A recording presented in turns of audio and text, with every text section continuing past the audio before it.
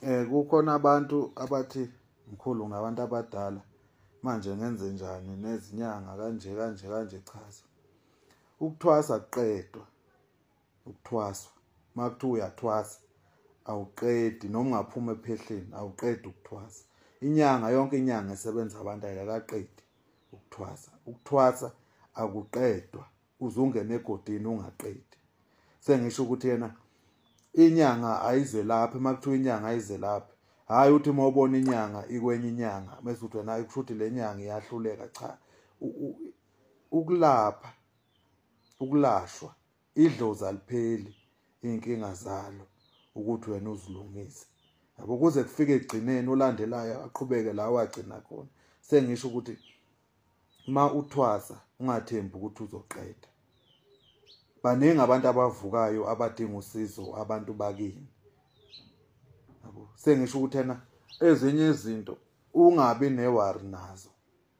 Yabo uphume ephehlweni uthi mawuphuma ephehlweni inyanga mayikhipha ephehlweni iyakutshela ukuthi awukaqedi usazothwasa.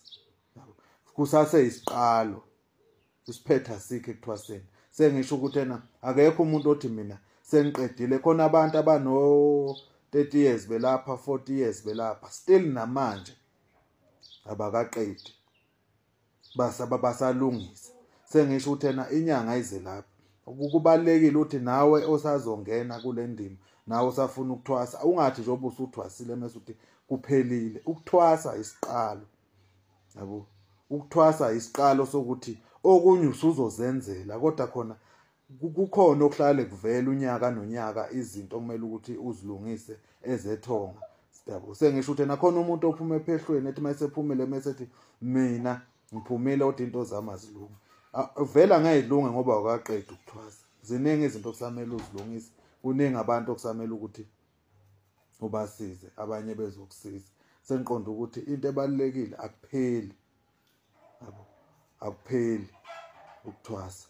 Sengisho ukuthi ungathi mase ungena ephehlweni usuphuma mase uthi hayi mina sengiqedile mina sekuphelile.